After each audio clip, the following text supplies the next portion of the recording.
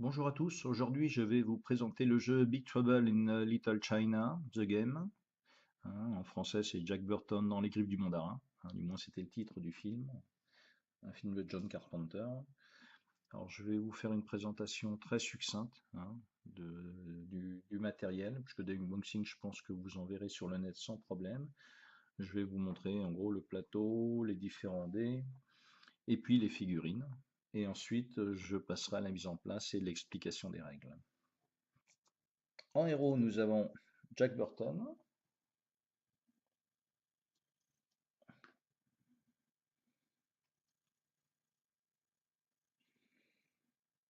Egg Chen, c'était le conducteur de bus dans le film, ainsi que celui qui justement doit veiller à chasser Lopan.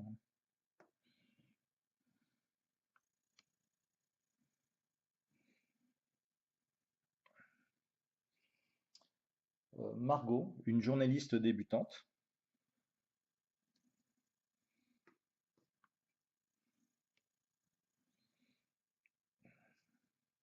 Wang Chi, le copain de Jack Burton, qui a fait venir sa fiancée de Chine pour l'épouser et qui a été enlevé par le gang de la mort.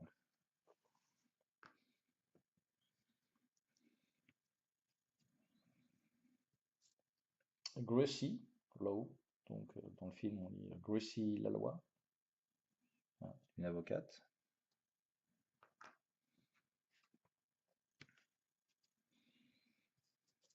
Et Eddie Lee, qui est un petit peu on va dire le comptable du restaurant. Côté boss, nous avons l'homme sauvage, le Wild Man.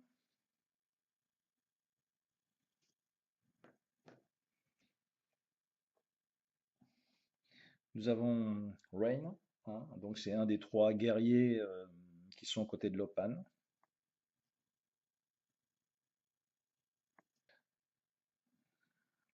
Thunder,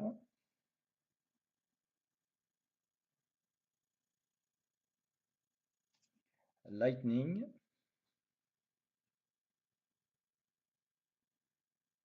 et le maître des lieux, David Lopan.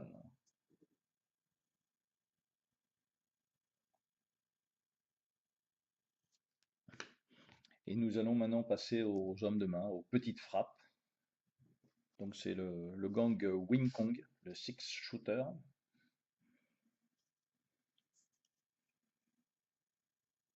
Alors il y en a plusieurs dans le jeu. Les seigneurs de la mort, donc sont ceux qui ont enlevé Miang Yang, la fiancée de Shangui. Les fameux gardiens qui ressemblent à des mini-builders, il y en a plusieurs également. Les, les guerriers de l'esprit, qui sont dans le palais, qu'on trouve dans le palais de Lopan, mais qu'on pourra également retrouver dans les rues de Chinatown. Dans le gang Wing Kong, euh, l'homme au hachoir. Donc c'est pareil, il y en a en plusieurs exemplaires. Et enfin, les gardes de sécurité de l'entrepôt de David Lopen. Ensuite, nous avons différents dés. Donc tous ces dés, bien sûr, je les expliquerai dans les règles du jeu. Alors, c'est pas tous les dés que vous voyez là, il y en a encore d'autres. C'est juste pour vous montrer un peu les différents dés que nous avons. Tu sais ce que ce vieux Jack Burton dit toujours dans un cas comme celui-là? Qui? Jack Burton. Moi. Le vieux Jack Burton dit... Qu'est-ce qu'on attend? En plus de la règle, nous avons également un petit livre de quêtes. Donc tout ça, je reviendrai en détail quand je vous expliquerai le jeu.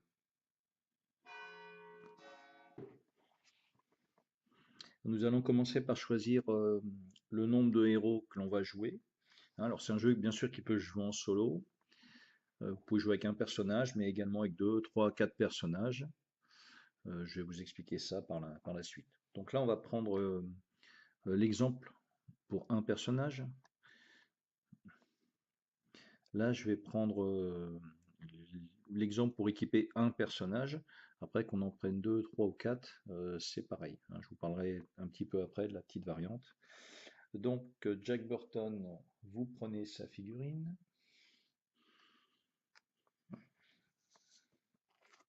Il y a également une carte spécifique d'habileté.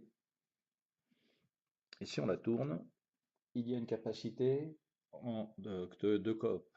Je vais vous l'expliquer juste après. Hein. Donc par défaut, vous la mettez sur son habilité spéciale. Tout est dans le réflexe. Nous avons 3D. Hein, je vais y revenir également après. C'est ce qui nous servira à faire nos actions. Nous récupérons également 2 petits jetons Jack Burton. Bien sûr, je reviendrai après à l'utilité de ces jetons.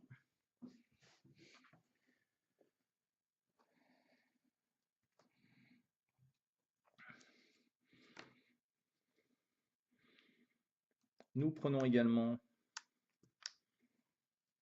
les jetons montés de niveau. Hein. Il commencera au niveau 1, sauf cas particulier que nous verrons également plus tard. Après 2, derrière c'est le 3, 4, 5, 6, et après ça ne va pas au-delà de 6. 6 plus, mais ça change pas, on monte plus 7, 8, mais je vous expliquerai tout ça un peu plus tard, lorsqu'on parlera justement de montée de niveau. Hein, c'est un jeu où nos personnages montent de niveau. Et nous avons une carte d'habilitation spéciale, enfin de upgrade si on veut. Donc ce petit symbole là, ça veut dire plus une compétence. Alors je vais vous montrer une carte compétence. Donc il y a 2 faces, une carte compétence, une face classique, une face lorsqu'on la retourne, une face épique. Je vous en parlerai après lorsqu'on parlera justement de la montée de compétences. Donc au départ, Jack, parmi 4 cartes, on en choisit une pour lui. Donc cette petite symbolique, c'est pareil, je vous l'expliquerai après. Enfin, là c'est marqué, donc il n'y a pas de problème. Mais toutes les symboliques, en fait, il y a une feuille de référence dessus et qui est très bien faite. Après, il n'y en a pas 10 000 non plus.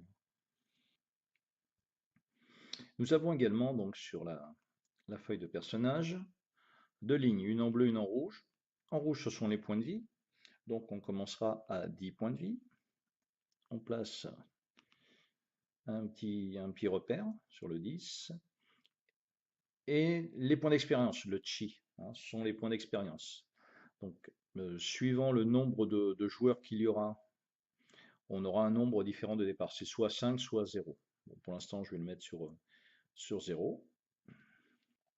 Et enfin, la partie action, hein, ce sont toutes ces cases de libre où viendront se placer les dés.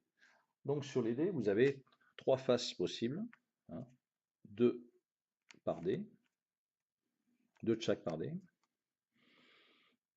Alors, nous avons le corps,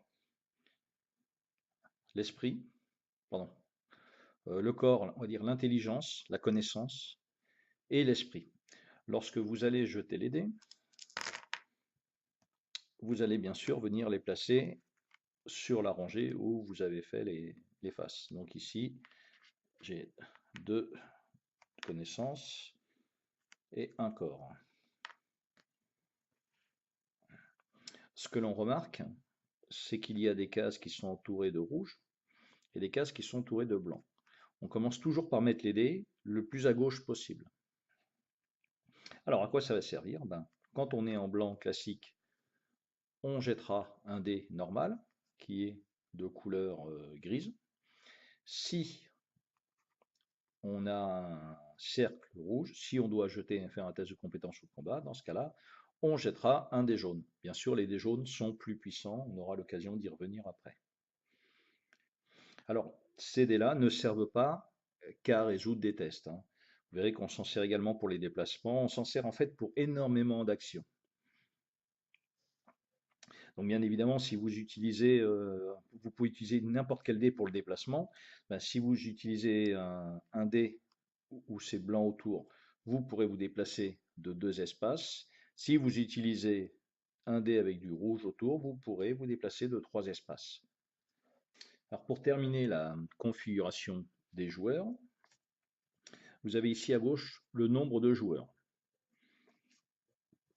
Ici, suivant le nombre de joueurs, vous commencerez un certain niveau sur la piste d'audace. J'y viendrai un peu plus tard.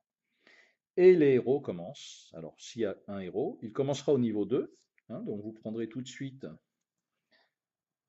ce jeton que vous placerez dessus. Et dans ce cas-là, immédiatement, vous pourrez faire, soit vous pourrez choisir un deuxième petit pouvoir en normal, soit vous avez possibilité, votre pouvoir simple que vous aviez au niveau 1, hein, c'est-à-dire celui-là, vous avez possibilité de le retourner côté épique. Et côté épique, il est plus puissant. Hein, donc vous avez cette possibilité-là. Soit vous reprenez un upgrade, soit vous tournez déjà un pouvoir que vous avez. Ensuite, le nombre de quêtes principales. Vous prendrez une quête avec le héros que vous jouez. Donc si j'ai pris Jack Burton, je prendrai une quête Jack Burton.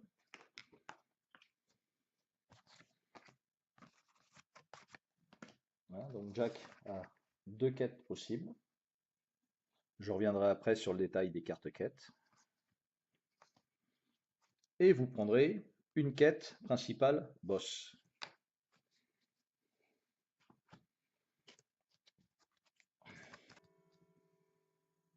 Elles sont au nombre de 3. Hein, voilà. Donc vous en choisirez une, alors soit au hasard, soit vous en tirez une comme vous voulez. Enfin, peu importe. Hein, donc vous en prenez une. Ensuite, si vous n'avez qu'un seul joueur, donc si je garde uniquement Jack Burton pour ma partie, j'aurai le droit à 3 compagnons. Compagnons parmi les autres héros qui n'ont pas été choisis. Donc je vais pouvoir choisir 3 compagnons, bien sûr, hors Jack. Hein. Jack Burton, j'ai retiré la carte compagnon. Je ne peux pas prendre Jack Burton en compagnon de Jack Burton. Donc si je joue avec un seul héros, je peux prendre 3 cartes compagnons. Ces cartes compagnons nous donnent des bonus. Hein, ça nous donne des bonus permanents. Donc vous voyez que dès qu'on joue avec des compagnons, on a des dés rouges supplémentaires. Bien sûr, si vous jouez avec 3 compagnons plus Jack Burton, vous cumulez tout. Hein. Et vous avez une une habilité spéciale. Lorsque cette habilité est jouée, vous pouvez la jouer une fois par partie. Vous retournez la carte. Hein, par exemple, lui, c'est retourner cette carte pour donner au héros l'immunité des dommages pour ce round, pour un round. Voilà. Lorsque vous la retournez, vous voyez, il reste uniquement l'effet permanent et l'habilitation spéciale a été utilisée.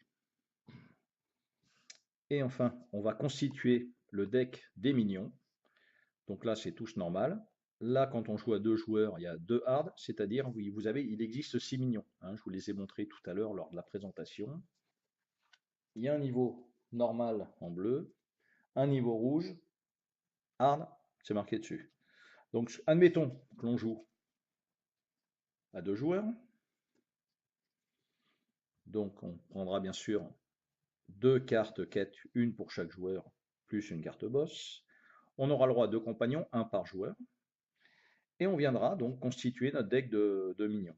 Hein, donc il y a 6 types de minions différents, donc vous les aurez, quoi qu'il en soit. On va en piocher 2 dans la pile hard.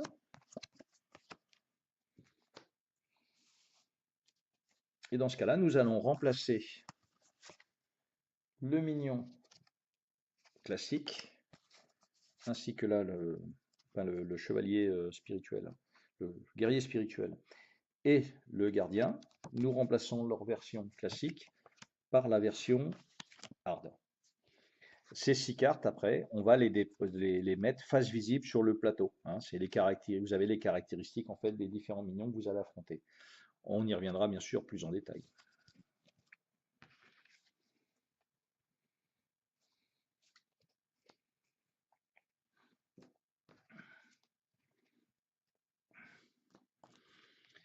Avec ça, donc, nous avons terminé le setup dans le choix des héros. Alors juste un petit point. Hein. Tout à l'heure, je vous ai montré la carte habilité spéciale de Jack. Mais si par exemple on joue à au moins 2 joueurs, hein, où on prend 2 héros, vous aurez une possibilité.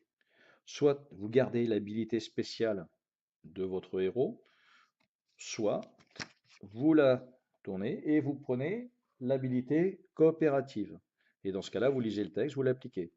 C'est-à-dire, quand Jack et dans le même espace, hein, on va voir après la différence entre zone et espace, dans le même espace qu'un autre héros, il gagne un succès pour chaque test de combat. Donc vous devez choisir en début de partie quelle phase vous allez utiliser. Et vous ne pouvez pas la changer en cours de partie, à moins qu'il existe une carte, mais pour l'instant j'en ai pas vu, qui vous demande de faire le contraire. Alors comme dans beaucoup de jeux, hein, si vous trouvez une carte qui va à l'encontre de la règle, c'est la règle de la carte qui fait foi. Ensuite, nous allons passer donc aux deux pistes que nous avons sur le plateau. Nous avons la première piste, qui est la Big Trouble Track. Nous commençons sur Start, c'est écrit. Nous prenons le deck de cartes Big Trouble. Je reviendrai après, quand j'expliquerai un tour, vous expliquer ce qu'il y a derrière. Et à chaque fois, à chaque début de tour, une fois que tout le monde a joué, hein, c'est-à-dire la phase 0 plus la phase ennemie, on viendra piocher, en gros c'est une carte événement, voilà, pour faire simple. Et à chaque fois qu'on piochera une carte événement, hormis au tout début du jeu, on avancera le jeton sur la piste. Hein, donc ça au fur et à mesure. Une fois que le jeton arrive ici, on passe à l'acte 2, qui est le showdown, et dans ce cas-là, on retournera le plateau, on ira combattre l'open. Et l'autre piste que nous avons, c'est la piste d'audace. Pour gagner de l'audace, il faudra résoudre des missions, et on avancera pareil sur la piste. Si vous jouez à deux héros, bah c'est écrit, hein, vous placez là. Voilà. Donc pareil, au fur et à mesure que vous gagnerez de l'audace, vous allez avancer le jeton. Quand vous arriverez ici, vous gagnerez 5 points d'expérience. Quand vous arriverez ici, vous gagnerez également 5 points d'expérience. Et si vous arrivez là, avant que la piste, la Big Trouble Track soit arrivée, enfin le jeton soit arrivé également enfin, mais ici, vous gagnez 10 points d'expérience. Et on passe à l'acte 2, au showdown, même si la piste Big Trouble Track n'est pas arrivée à son terme. En haut de la piste, vous avez un deck de cartes qui est carte des enfers. Carte des enfers, bien sûr, j'y reviendrai quand je vous expliquerai les règles du jeu. Vous avez un deck, vous le mettez là, carte face cachée. Alors pour cette partie, j'ai décidé de jouer avec Jack Burton, avec Wan Chi.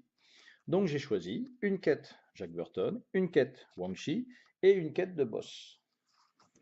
On mélange ces trois quêtes.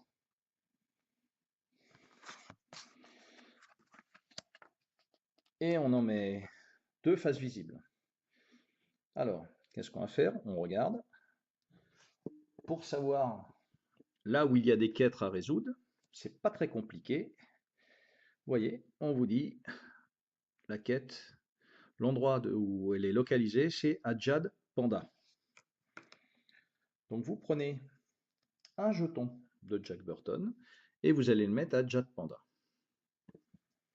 Et on vous dit, il y a un petit, enfin on vous dit, c'est écrit, pardon, entre parenthèses, il y a un petit numéro 2. Donc si on va sur Ajad Panda, en petit 2, ici il y aura la quête Jack Burton. Il faudra se rendre ici pour essayer de la résoudre. Nous allons faire pareil avec la quête à Wan Chi. Donc là, c'est au Buddha Shrine et c'est à l'emplacement numéro 1. Donc Buddha Shrine, c'est ici, l'emplacement numéro 1. Donc pour l'instant, sur les trois quêtes, vous n'avez que deux possibilités de résolution de quête. Admettons que vous en avez réussi une, vous avez fait Jack Burton, dans ce cas-là, celle des boss apparaîtra et elle viendra se placer, bah pareil, au Buddha Shrine en 1. Regardons maintenant un peu plus en détail une carte de quête, du moins sur le recto. Le verso, on le verra un peu plus tard. Récompense, vous pouvez gagner entre 3 et 4 points d'Audacity. Alors, ça, donc il y a ça. Et en plus, vous gagnerez une récompense qui s'appellera Reinstiger Clause. Donc pour chaque quête, vous avez une récompense. Reinstiger Clause. C'est ce qui est écrit ici. Reinstiger, pardon. Là, c'est ouais, une petite phrase. une petite faute. Donc c'est Range Tiger Claws. Hein, donc derrière, si vous réussissez cette quête, vous prenez cette récompense. Hein, bon, au verso, tout est écrit. Je vous laisse la surprise. Alors, la mise en place n'est toujours pas terminée. Nous avons également des quêtes secondaires. Quêtes secondaires, donc vous prenez le deck de cartes quêtes secondaires, vous le divisez en 3, et derrière, vous allez placer 3 quêtes secondaires sur le plateau. Donc on va commencer par celle-là, Grassy Spade.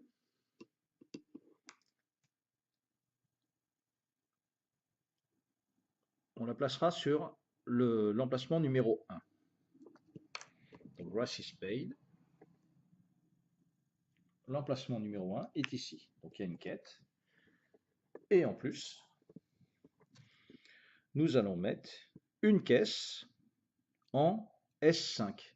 S, c'est comme street, S sont des zones de rue. Donc dans la zone numéro 5, on va mettre une caisse. Donc si je prends le jeton, je viens et je le mets en S5. Voilà. Ça, c'est fait. On va faire pareil pour les 2 autres quêtes. Hein. Donc là, on viendra au Egg Foo Young Tours, qui est ici. On viendra mettre un jeton sur le 2, là où il y a le camion. Et on prend également une caisse, par contre, elle qu'on viendra mettre, alors il n'y a pas de S, ça veut dire que ce n'est pas une zone de rue, donc on va la mettre au Egg Foo Young Tours dans l'espace numéroté 1. Donc l'espace numéroté 1 est ici. Et enfin, la dernière, au Jade Panda, donc espace 1, et on mettra une caisse dans l'espace 2. Donc Jade Panda, une mission secondaire ici, et une caisse, toujours face cachée, dans l'espace numéro 2.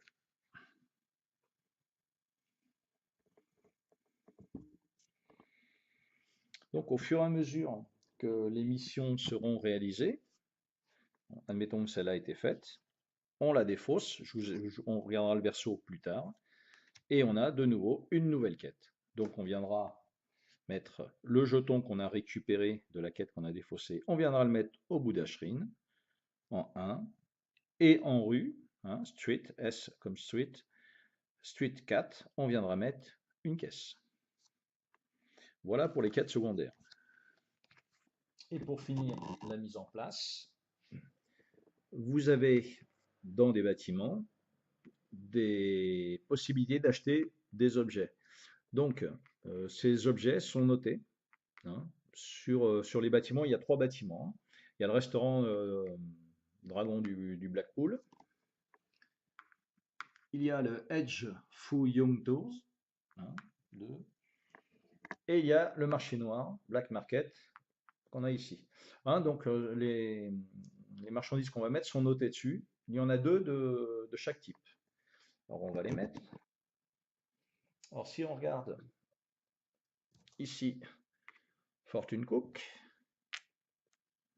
à côté Casting Bones. Je vous expliquerai après bien sûr les différents pouvoirs qu'ils ont. Ensuite, on passe au Black Market. Donc, on a le China's Fireworks, les fameux feux d'artifice chinois, et le Hutch Buzz.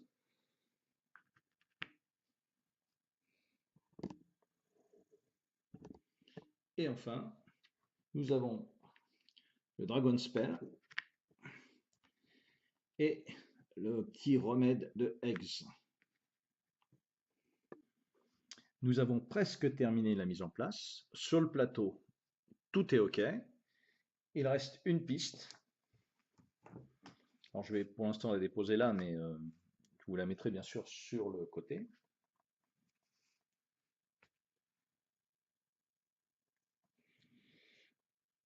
La Fate Trick. Alors il y a des dés spéciaux.